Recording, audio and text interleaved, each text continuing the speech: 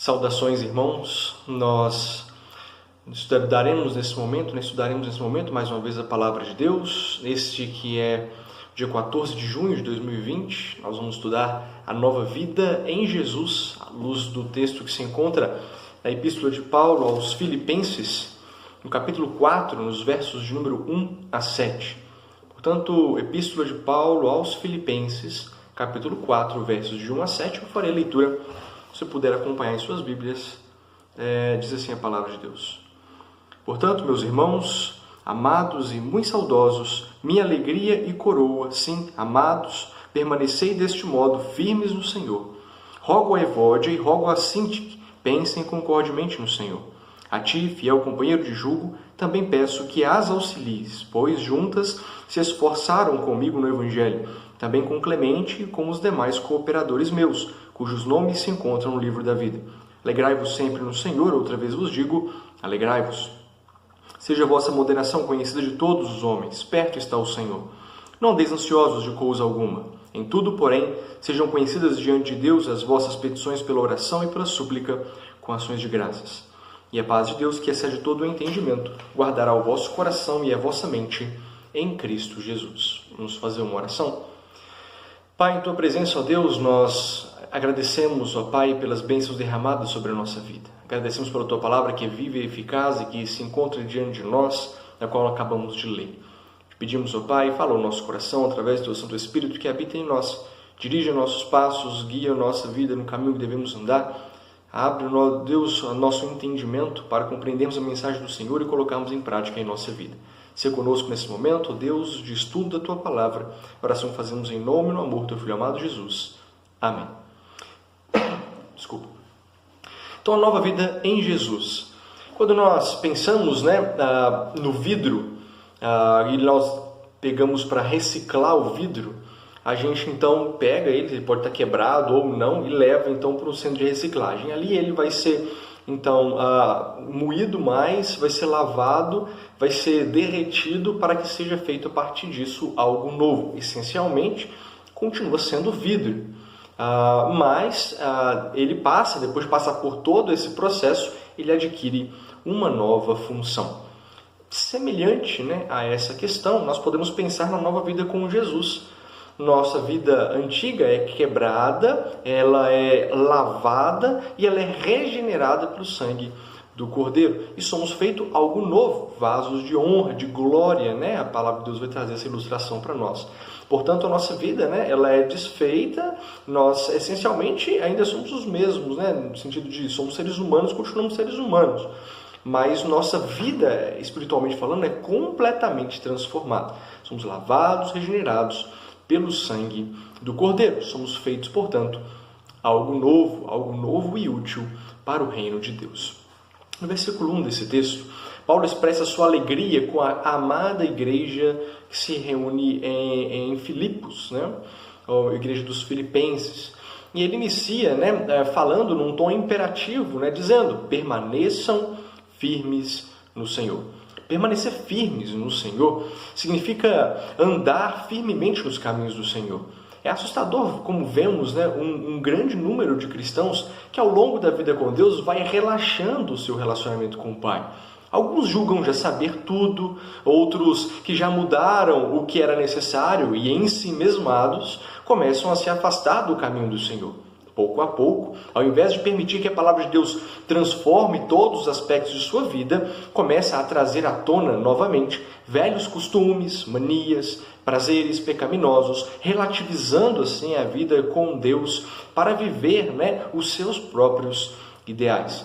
Então, à medida que a pessoa começa a achar que está tudo certo com a sua vida e começa a se afastar de um relacionamento profundo com Deus, de uma busca constante de se alimentar da palavra, de crescer na graça e no conhecimento do Senhor, a pessoa começa a abrir margem para que velhos costumes ou questões associadas ao pecado que nós nascemos com ele começam a vir à tona. Então a pessoa começa, em vez de se tornar um cristão cada vez mais parecido com Cristo, começa a se parecer novamente com alguém que ainda precisa ser lavado e regenerado pelo sangue do Cordeiro. Por isso Paulo ordena, permaneçam firmes no Senhor, permanecer firmes no Senhor. Significando, portanto, uma luta diária pela santidade, uma busca constante pelo conhecimento de Deus e a consciência vitalícia de que ainda não somos santos o suficiente, ainda não conhecemos o suficiente e ainda não fizemos tudo o que poderíamos fazer. Essas três consciências, elas são fundamentais na vida de todos nós, para que mantenhamos a humildade e a constante luta pela santidade. Então, repito, o conhecimento, ou o reconhecimento de que ainda não somos santos o suficiente, que ainda não conhecemos o suficiente da palavra de Deus e que ainda não fizemos tudo o que poderíamos fazer para a obra e para o reino do nosso Deus. A vida com Deus, a nova vida com Deus, ela tem muitas características maravilhosas. Essas características que nos ajudam a colocar em prática esses princípios que nós mencionamos. As características que vêm da regeneração, da nova vida, da transformação feita por Cristo em nós, destas nós mencionaremos ou pontuaremos 4 que aparecem aqui nesse texto que Paulo trabalha para nós. Então a primeira delas seria, na nova vida em Cristo, portanto, a comunhão. E o versículo 2 e 3 diz: rogo a Evódia e rogo a Sintique, pensem concordemente no Senhor. A ti, fiel companheiro de jugo, também peço que as auxilies, pois juntas se esforçaram comigo no Evangelho. Também com Clemente e com os demais cooperadores meus, cujos nomes se encontram no livro da vida. Nesses 2 versículos, então, Paulo chama a atenção a Evódia e a Sintique. Mulheres provavelmente foram bênção na vida e no ministério de Paulo, grandes companheiras no trabalho do Senhor, agora estavam vivendo em desarmonia. Elas permitiram que opiniões divergentes as levassem para caminhos opostos. Paulo usa a palavra, é muito interessante, rogo, para cada uma delas. Ele podia falar rogo a Evódia e a Sintique, mas ele fala rogo a Evódia e rogo a Sintique, trazendo um tom mais pessoal, mais amoroso a cada uma delas, falando de uma maneira muito mais particular a cada uma delas, que cada uma pudesse então abrir mão de suas convicções em prol da unidade. Todo esse texto que nós vamos abordar agora, ele permeia um tema central que é a moderação, essa ideia da moderação. E nós vamos ver logo mais num dos pontos da nova vida com Cristo, que é justamente marcado pela moderação, mas só para mostrar que esse tema está presente em todos os pontos mencionados por Paulo aqui. Porque a ideia da moderação está associada à ideia de você abrir mão de ter sempre a razão para viver a questão da paz. Então ele fala, olha, rogo a Evódia e rogo a Sintique, pensem concordemente no Senhor. Quer dizer, eu não sei o que é o motivo que está separando vocês ou levando vocês a tomarem posições distintas, mas voltem a unir as suas mentes, a unir as suas forças, a unir os seus ideais em prol do reino de Deus, como foi outrora. Em seguida, Paulo pede que o fiel companheiro de jugo, que isso está descrito no começo do versículo 3, que auxilie nessa tarefa. Nesse ponto, a expressão fiel companheiro de jugo, ela traz uma dificuldade de tradução. Alguns teólogos, ao pé da letra é isso, mas há alguns teólogos que vão ter dificuldade com isso, em distinguir se é uma referência à igreja como um todo ou a uma pessoa em específico. De um jeito ou de outro, que Paulo está falando que, se a gente pensar no contexto da igreja, que talvez esteja mais associado por causa do contexto, nós trazemos aqui que a igreja tinha a responsabilidade, e Paulo chama, evoca essa responsabilidade de auxiliar Evódia e Sintique nesse trabalho de pensarem concordemente no Senhor. A igreja deve auxiliar com exortações, com orações, com amor a Cristo, para que ambas consigam esvaziar-se de si mesmas, para, revestidas de Cristo Jesus, conseguirem viver em comunhão e paz, pois eram muito importantes na obra do Senhor. Então, Então nós temos aqui tanto um pedido específico para Evódia e para Sintique, como um pedido para que igrejas auxiliem nesse processo. A vida em comunidade é um princípio da vida com Deus. Então, desde dos primeiros conceitos de relacionamento de Deus com os homens, nós temos ali a família, uma comunidade, o pai, o marido, a esposa, filhos. depois nós vamos ampliando isso para um conceito de povo de Israel, de nação de Israel, e depois esse conceito é novamente atualizado na igreja de Cristo. Então a comunhão espiritual, né, de pessoas de todas as raças, povos, etnias e por aí vai. Então nós vivemos essa realidade de comunhão e como uma unidade nós precisamos caminhar na mesma direção. Nós precisamos seguir o mesmo rumo. Já falamos outras vezes da ideia do jugo, né? E como isso era importante, porque unia duas pessoas para caminharem na mesma direção. Assim é a ideia da vida da igreja, né? Jesus fala, né? Meu jugo é suave, meu fardo é leve, trazendo novamente a ideia, que nós já mencionamos também recente, de caminhar junto com Cristo na mesma direção. Então, quando Paulo fala, né, e evoca a igreja para auxiliar Evódia e Sintique, ele fala, olha, vocês estão notando que há algo de errado, não larga para lá, mas as auxilie a caminharem juntos novamente, concordemente no Senhor. E a verdade é que ele fala, não só a elas, né, mas a todos os cooperadores, né, que ele representa através de Clemente. Ele cita Clemente como assim, fazendo referência, olha, também a todos os outros cooperadores, não só Evódia e Sintique, mas a todos os outros, né, Clemente e os outros que estão também nesse trabalho, junto com Evódia e Sintique e junto comigo, né, desde que eu estive aí e parti daí. Então Paulo traz, né, essa ideia que era de pensar concordemente, de caminhar junto, não só Evódia e Sintique, mas todos os cooperadores, né, toda a igreja nessa mesma direção. Não é só porque existem outros cooperadores, né, que nós devemos desprezar um ou dois. A igreja deve lutar e zelar pela boa comunhão, a fidelidade de todo o grupo, para que a igreja siga em frente, firme em toda e qualquer situação, sempre cumprindo o seu papel de despenseira da multiforme graça de Deus. Que ambas unam o seu pensamento no Senhor. Essa expressão então fica marcante. Essa expressão pode facilmente ser estendida a nós hoje, em nossas igrejas. Vivemos um tempo complicado, né, de personalidades fortes, de ânimos exaltados, e cada um julgando ser dono da razão. Com isso, menosprezando, criticando e generalizando quem pensa de maneira diferente. Sendo esse diferente definido não pela palavra de Deus, mas por uma opinião própria. Então, quantas vezes nos deparamos com cristãos criando inimizades no meio da igreja e fora da igreja, por causa de pensamentos extremos, radicais, e por conta disso, né, vivendo essa realidade distoante, né, tentando caminhar para direções distintas, porque não aceitam um pensamento diferente, porque não aceitam uma opinião divergente da sua. Sua opinião é a única que vale. E quantas vezes nós encontramos isso no seio da igreja? A palavra de Paulo, portanto, vem para nós para dizer: pensem concordemente no Senhor. O eco da palavra de Paulo soa hoje, nos lembrando que na igreja não há lugar para polarização, palavra que a gente tem ouvido tanto nos dias de hoje, né? Seja política, social, denominacional, a igreja de Cristo não há lugar para polarização. Então é inadmissível você pensar em duas denominações distintas brigando por causa de um espaço físico. Tipo assim, eu quero chamar cristãos para o meu lado, eu quero para o outro. Não, a igreja tem que caminhar junto na mesma direção. Não só a igreja presbiteriana, mas a igreja de Cristo. A igreja de Cristo. Então todas as denominações caminhando juntas na mesma direção, pregando, falando do amor de Deus. Se o caboclo se converteu a Cristo e foi para a denominação X, glória a Deus por isso, porque ele se converteu. E que ele sirva a Deus naquela denominação. Então pensar juntos, caminhar juntos. Do mesmo nós podemos falar questão social. Então a ideia de uma pessoa rica ou pobre ou de classe média poder falar sem preconceitos, sem restrições do amor de Cristo para todas as classes.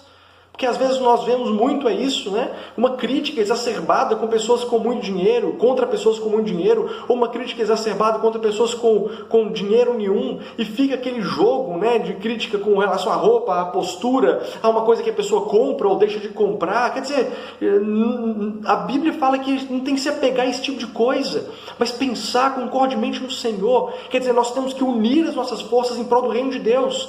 Então, se a pessoa tem muito dinheiro e outra tem pouco, não tem que ficar criticando o que a pessoa compra ou deixou de comprar. Nós temos que unir as nossas forças. Então, se o outro puder ajudar a financiar algo, a contribuir com algo, se eu puder ajudar com um serviço para determinada área ou contribuir com determinada coisa, não interessa, desde que eu faça em unidade para a glória de Deus. Mesma questão podemos citar no ambiente político, né, que é triste, né, como tem entrado na nossa igreja, né, cristãos aí partindo para extremismos políticos e fechando portas com isso à pregação viva do Evangelho, porque repele, afasta as pessoas. Nós vamos falar isso logo mais, com mais detalhe. Nossos ideais, portanto, sejam políticos, seja classe social, seja denominacional, não podem atrapalhar de vivermos em comunhão com a Igreja de Cristo, de ser parte viva da Igreja na proclamação do Reino de Deus. Então nada disso pode ser fator que atrapalhe. Por isso Paulo fala, rogo, pensem concordemente no Senhor.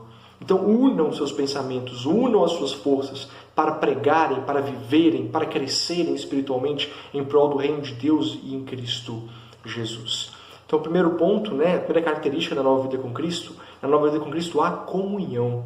Segunda, característica da nova vida com Cristo, há, portanto, alegria. Versículo 4, alegrai-vos sempre no Senhor, outra vez vos digo, alegrai-vos. Esta alegria é um mandamento de fé. Nem sempre nós temos motivos para nos alegrar, mas ao voltarmos para Deus pela fé, para nos voltarmos para Deus pela fé, encontramos alegria em meio à dor. Alegria que não depende de bebida alcoólica ou outro tipo de droga qualquer, mas uma alegria que se fundamenta no amor de Deus e em suas promessas.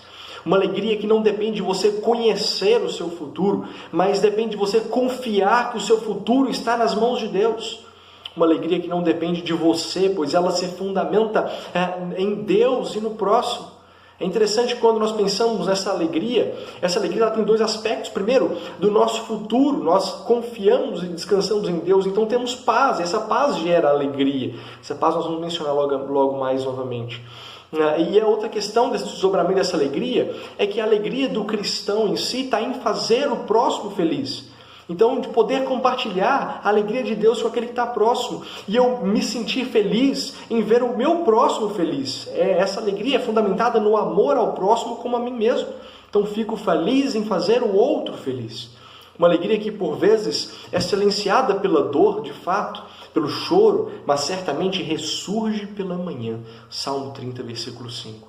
Não necessariamente uma manhã literal, mas certamente que em Cristo e com Ele, essa alegria sempre retorna ao nosso coração, seja nessa vida ou além dela, mas sempre teremos, após o choro, a alegria novamente ao nosso coração. Então, uma terceira característica que nós podemos mencionar da nova vida com Cristo é que na nova vida com Cristo há moderação. Versículo 5. Seja a vossa moderação conhecida de todos os homens, perto está o Senhor. A moderação é uma característica tão importante que Paulo menciona que ela deve ser reconhecida de todos, inclusive cristãos, inclusive não cristãos e pessoas desconhecidas, que nem te conhecem. A palavra traduzida por moderação é de significado muito amplo, né? E por vezes nós encontramos na Bíblia associada com palavras como pacífico, bom, puro, amor à paz, rico em misericórdia e por aí vai. Essa moderação implica em abrir mão de uma rígida luta por direitos próprios em prol da paz. Em outras palavras, é preferível sofrer injustiça do que cometer injustiça para continuar com a razão. 1 Coríntios 6, versículos 7 e 8. Isso não quer dizer que você nunca deve reivindicar os seus direitos, mas que deve saber a hora de deixar para lá em prol da paz. Por exemplo, eu dou minha opinião, eu sustento a minha opinião, mas os ânimos se exaltam, então eu abro mão da minha opinião em prol da paz. Claro que eu estou falando aqui de opiniões das mais diversas, né? A opinião com relação a Cristo Jesus, né? O Evangelho é inegociável. Esse é inegociável. Falando aqui de outras opiniões diversas. É difícil fazer isso, de fato. Abrir mão de ter a razão em prol da paz. Né? Abrir mão da razão em prol da paz. É muito difícil a gente fazer isso. Porque nós somos acostumados, nós não somos acostumados à derrota, né? A gente quer vencer. E quando a gente entra numa discussão, a gente quer sair dali vencedor. Mesmo que isso custe a amizade, mesmo que isso custe a paz, mesmo que custe o que custar. Nós queremos vencer aquela discussão. Mas a palavra de Deus traz para nós, né, justamente isso. Que nós devemos muitas vezes abrir mão da razão em prol da paz. E isso é um estilo de vida moderado. Né? Então, em vez de ficar correndo para extremos, Então eu falo, eu pontuo, mas uma vez que a coisa sai se exalta, uma vez que a pessoa não aceita aquilo, nós deixamos para lá e nós então abrimos mão da razão para vivenciar e colocar em prática a paz. Paulo vai especificar isso no capítulo 3, versículo 7, quando ele diz: mas o que para mim era lucro, isso considerei perda por causa de Cristo. Então, perdemos para ganhar vidas para Cristo. Abrimos mão da razão para, em amor, levar o nosso próximo a Cristo. Engolimos o orgulho para, em submissão a Deus, mantermos as portas abertas ao Evangelho no lugar onde nós estamos. Paulo ensina que as suas palavras precisam ser temperadas com sal, que as nossas palavras precisam ser temperadas com sal. As suas atitudes, as nossas atitudes precisam edificar as pessoas. E a nossa moderação precisa refletir o caráter de Cristo. William Hendrickson corretamente afirma: a verdadeira bem-aventurança não pode ser alcançada pela pessoa que rigorosamente insiste em seus direitos pessoais.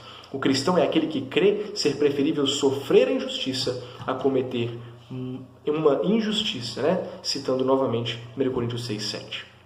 Voltando a pensar neste ensino para os dias de hoje, talvez como nunca antes, temos visto uma sociedade de muitos extremos e pouca ou nenhuma moderação.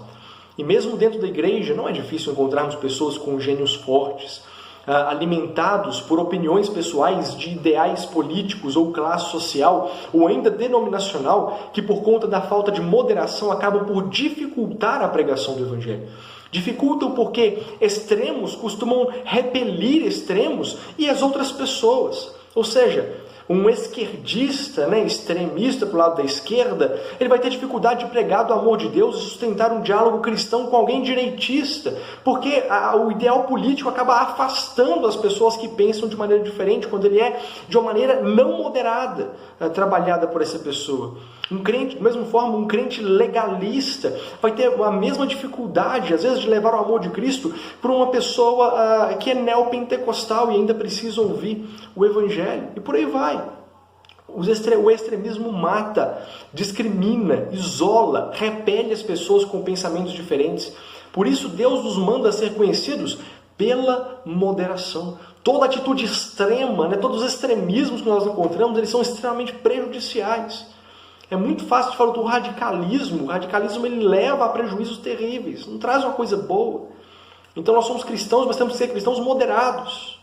Porque o radicalismo dentro do cristianismo, ele mata do mesmo jeito que o radicalismo islâmico mata, dado as devidas proporções. Então nós temos que tomar cuidado com isso, porque todo o extremismo ele é prejudicial. A Bíblia nos manda, como cristãos, ser conhecidos pela nossa moderação. E eu quero, por exemplo, fazer uma análise sobre o quão moderada é a sua vida. Eu pensando, refletindo sobre isso, estava pensando para a gente fazer uma análise nos dias de hoje sobre quão moderado de fato eu sou.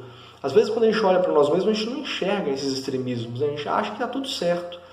Mas eu te desafio, na época tão comum das mídias sociais, dá uma olhada nas suas redes sociais. E observe e leia, releia as coisas que você publica nas mídias sociais, que você posta ali. Eu te pergunto, para você ver se você tem sido moderado na sua vida. Se qualquer pessoa ler os posts que você coloca, as publicações que você põe, qualquer pessoa, ela vai te receber com alegria na casa dela para ouvir você pregar o Evangelho de Cristo Jesus? Ou aquilo que você faz repele algum tipo de pessoa? Porque se você está repelindo as pessoas em vez de atrair as pessoas para a pregação do Evangelho, tem alguma coisa errada naquilo que você está fazendo. Talvez tenha que repensar, porque às vezes você não está sendo moderado na sua vida com Cristo, mas extremista em alguma forma. E esse extremismo está atrapalhando aquilo para o qual você vive, que é pregar e viver o Evangelho de Cristo Jesus. Pense nisso. Veja se aquilo que você publica afasta alguém que pensa de maneira diferente. Nós não somos chamados para criar repulsa nas pessoas, mas para mostrar às pessoas o amor de Cristo Jesus. Trazer as pessoas para conhecer o Evangelho da salvação, da graça remidora do sangue do Cordeiro de Cristo. Mas pode ser que eu seja uma pessoa moderada de fato e ainda assim a pessoa sinta repulsa de mim porque eu sou cristão. Ela não concorda com o pensamento cristão e não quer me ver perto porque eu sou cristão.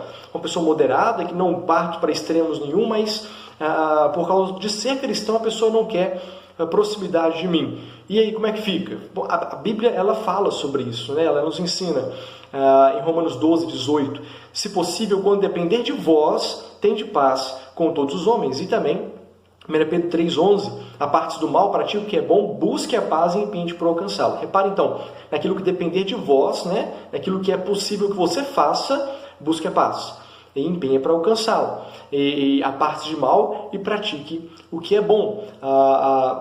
Então, assim, nós temos essa realidade, né? Daquilo que está dentro da nossa possibilidade de fazer. Há coisas que estão além da nossa possibilidade. Então, fazemos a nossa parte, pois será cobrada por Deus essa responsabilidade que nós temos. Somos responsáveis pela pregação, o testemunho do Evangelho, mas não pela conversão do outro. Somos responsáveis por viver uma vida de moderação. Agora, se a pessoa, porque nós somos cristãos, ela resolve criar uma repulsa de nós, ela resolve não se aproximar de nós por sermos cristãos moderados, então não é nossa culpa, nós não temos responsabilidade sobre isso. A nossa responsabilidade é continuar moderados, abrindo possibilidades de diálogo, de relacionamento com essa pessoa e mostrar através da prática do amor ao próximo como nós amamos mais a pessoa do que quem ela é ou o que ela pensa. E levar assim até ela o amor de Cristo Jesus que um dia chegou até nós através de alguém ou da pregação do Evangelho.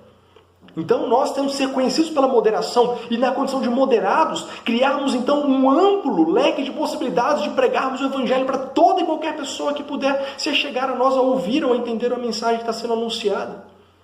Precisamos ter disponível todos os canais de comunicação para levarmos o amor de Cristo para as pessoas, sem abrirmos mão da fidelidade e integridade à vida com Deus, da fidelidade e integridade à palavra de Deus.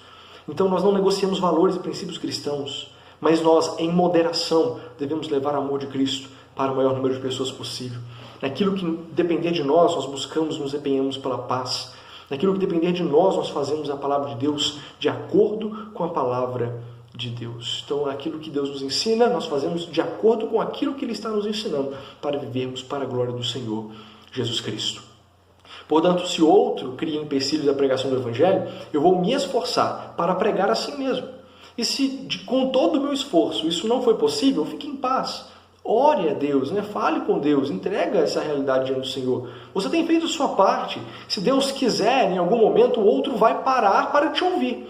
Agora, se você não é uma pessoa moderada, você acaba sendo o responsável por criar um empecilho e tornando assim culpável diante de Deus. Porque às vezes eu tenho uma opinião tão forte contra determinado assunto que a pessoa se sente, tem dificuldade de se aproximar de mim porque ela sabe minha opinião forte. Ela não quer ouvir esse tipo de opinião, ela quer ouvir uma palavra branda, sensata, ela quer poder expressar a sua opinião e ouvir a palavra de Deus falando ao seu coração. Então, seja qualquer tipo de extremismo, né, isso é prejudicial. Como cristãos, precisamos ser reconhecidos pela moderação. Por isso, seja a vossa moderação conhecida de todos. E o versículo termina com a expressão, perto está o Senhor. Nos lembrando duas coisas. Primeiro, que o nosso tempo é curto para desperdiçar com extremismos vazios e prejudiciais. Segundo, que todo o sofrimento causado quando nós sofremos o dano, abrimos mão da razão em prol da paz, em prol da possibilidade de um campo aberto para a pregação do Evangelho, todo o dano que às vezes nós sofremos para poder viver e colocar em prática a pregação do Evangelho, tudo isso dura pouco e todo esse sofrimento está acabando, porque em breve Cristo retornará com todo o seu poder e glória, e aí viveremos eternamente no céu, onde haverá paz, alegria e a presença constante do nosso Senhor Jesus Cristo. E em quarto lugar, quarta característica da nova vida com Cristo, é que nessa nova vida há paz em Jesus. Versículos 6 e 7. Não andeis ansiosos de coisa alguma, em tudo, porém, sejam conhecidas diante de Deus as vossas petições, pela oração e pela súplica, com ações de graças. E a paz de Deus, que excede todo o entendimento, guardará o vosso coração e a vossa mente em Cristo Jesus. Então, Nós vimos, né, 4 características até agora. A primeira dela, 3 até agora, e a quarta que nós vamos ver agora. A primeira, a vida com Cristo, a comunhão. Segunda, a alegria. Terceira, a moderação. Quarto, a paz na nova vida com Cristo. Paulo encerra esse trecho ecoando o ensino de Jesus que se encontra em Mateus capítulo 6, versículo 25 a 34. Não fiques ansiosos, no sentido de não ter medo diante daquilo que está diante de nós. A palavra de Paulo não diz respeito a problemas imaginários ou suposições. Quando Paulo fala isso aqui, tem um peso ainda maior, porque Paulo está falando de uma situação vívida e real que estava muito próxima. Ele não está falando aqui de situações hipotéticas, né, que às vezes a gente fica aflito, né, perde a paz, por causa de situações hipotéticas. E se eu viajar de avião e o avião cair? Então nós pegamos situações hipotéticas e ficamos sem paz diante dessas situações. Paulo não está falando desse tipo de situação hipotética. Ele está falando, não que não abranja também essas situações, né? Mas ele está falando aqui de uma situação muito vívida, muito real. Afinal de contas, os filipenses viviam perseguições e a iminência de prisões, torturas e mortes cruéis estava acontecendo ali naqueles dias. E o povo estava vendo aquilo. E eles falam assim, Paulo vira para eles e fala assim, não fica ansioso, com medo de que isso alguma hora aconteça com você também. Descansa em Deus. Então, se ele está falando de situações vívidas e reais, quanto mais situações hipotéticas, como às vezes o medo de voar, o medo de andar de barco e por aí vai. O medo da morte, esse tipo de coisa, né, que às vezes assombra nossa mente, nosso coração. Quer dizer, fique em paz, descansa em Deus. Ele fala, leva as suas petições para Deus e viva essa paz. Paulo trabalha isso nesses versículos, com alguns pontos. Primeiro, ele enfatiza, né, a ideia, não andeis ansiosos de coisa alguma. Quer dizer, no Brasil nós ainda não temos esse tipo de perseguição ou ameaças, né? Por mais que nós vivamos, né, como cristãos, nós nunca seremos perseguidos por ser cristãos, pelo menos não nesses dias, né, no nosso país. Mas isso não é improvável que um dia acabe acontecendo. Mas o que Paulo fala é que não se encha de medo diante dessas possibilidades, mas descansa em Deus. Não andeis ansiosos de coisa alguma. Em segundo lugar, em tudo sejam conhecidos diante de Deus os pedidos de vocês pela oração. Então, começou a surgir dúvidas e medos e questões, ansiedades, coloca diante de Deus. Como é que essa paz chega ao nosso coração? Então ele fala, não andeis ansiosos. Mas como fazer isso? Tudo aquilo que aflige a sua alma, o seu coração, a sua mente, abre diante de Deus, fala para Deus. Em tudo sejam conhecidos diante de Deus os pedidos de vocês pela oração. Então seja lá o que se te preocupa com relação ao futuro, a orientação de Paulo é uma só. Leve a Deus os seus medos, suas dúvidas e os seus questionamentos. Mas como fazer isso? O único meio de levar a Deus os nossos medos, dúvidas e questionamentos é por meio de Cristo Jesus. Por causa do pecado original, ninguém mais tem livre acesso a Deus. Mas Cristo Jesus morreu em nosso lugar para redimir os nossos pecados. E com os pecados redimidos, nós temos novamente acesso a Deus. Quem faz isso é Cristo Jesus. Não há possibilidade de ninguém, sem Cristo, falar diretamente com Deus. Nós precisamos de Cristo Jesus, que é o nosso intercessor junto ao Pai. Cristo é que lava, regenera, perdoa os nossos pecados. E por meio dele temos livre acesso a Deus. Portanto, só pode falar Jesus, só tem como viver essa verdadeira paz, só tem como desfrutar dessa verdadeira alegria quem professa Jesus como o único e suficiente Senhor da sua vida. E isso é um convite que eu faço para você que ainda não fez isso até hoje, né? Abra o seu coração para Deus, confesse seus pecados para Ele, para que você possa viver essa paz, ter os seus pecados perdoados, ser feito algo novo diante de Deus e viver essa paz que excede todo entendimento. Em quarto lugar, ele fala, né, e a paz de Deus, que excede todo o entendimento, guardará o coração e a mente de vocês em Cristo Jesus. Quando nós temos alguma aflição, nós levamos a Deus por meio de Cristo Jesus, nós então recebemos de volta a paz que excede todo o entendimento. A palavra de Deus não promete para a gente, né, que as nossas dúvidas serão sanadas, que tudo aquilo que eu perguntar para Deus Ele vai responder, que Ele vai mostrar o futuro para nós. A Bíblia não promete isso para nós. Mas ela promete que a paz, não a resposta de Deus, guardará a nossa mente, o nosso coração. Às vezes, as respostas não são exatamente aquilo que gostaríamos de ouvir, mas a paz certamente é aquilo que gostaríamos de sentir no nosso coração. Por isso, abra o seu coração para Deus, confesse seus temores e viva essa paz. Na hora de zelar pela moderação, que você precisa abrir mão da sua razão, abre o seu coração para Deus, desabafa com Deus, fala: Senhor, eu estou sofrendo porque eu gostaria de impor aquilo que eu acho, mas eu estou abrindo mão disso para poder levar o amor de Cristo para aquela pessoa. Abre o seu coração para Deus, explica para Ele, fala para Ele a sua aflição, aquilo que está trazendo angústia ao seu coração, e desfrute da paz que excede todo entendimento. O verdadeiro consolo vem do Senhor que fez os céus e a terra. A verdadeira paz só tem aquele que conhece Jesus, o único capaz de nos conduzir através do vale da sombra e da morte até um lugar de paz. É Deus por meio de Cristo Jesus. Concluindo, que Deus nos ajude a viver uma vida de moderação, zelando mais pela imparcialidade na pregação do Evangelho do que pela busca da razão. Que Deus nos ajude a nos esvaziarmos de nós mesmos para sermos cada dia mais cheios de Cristo Jesus. E que em todo esse processo encontremos a alegria e a paz por meio das orações, súplicas e pela fé em Jesus Cristo. Que Deus abençoe a sua vida, que Deus abençoe a vida de todos nós e que assim possamos viver para a glória de Deus Pai. Vamos fazer uma oração. Senhor, em Tua presença nos colocamos, ó Deus, mais uma vez, clamando ao Senhor, ó Pai, trabalhe em nosso coração e nossa mente, para que sejamos, ó Pai, cristãos conhecidos e reconhecidos pela moderação, em todos os ambientes, em todos os lugares. Seja, ó Pai, dentro da igreja, seja fora da igreja, que as pessoas possam olhar para nós, ó Pai, e sermos conhecidos pela moderação, seja na hora de falar sobre política, seja na hora de falar sobre esportes, seja na hora de falar sobre religião, que sejamos conhecidos pela moderação. E assim, ó Pai, abrir portas à pregação do Evangelho. E assim, Pai, abrir portas para que possamos levar o Teu amor, ó Deus, vívido e prático, e através, ó Deus, de Cristo Jesus. Ajuda-nos, ó Pai, a criar laços de relacionamento e não laços de inimizade.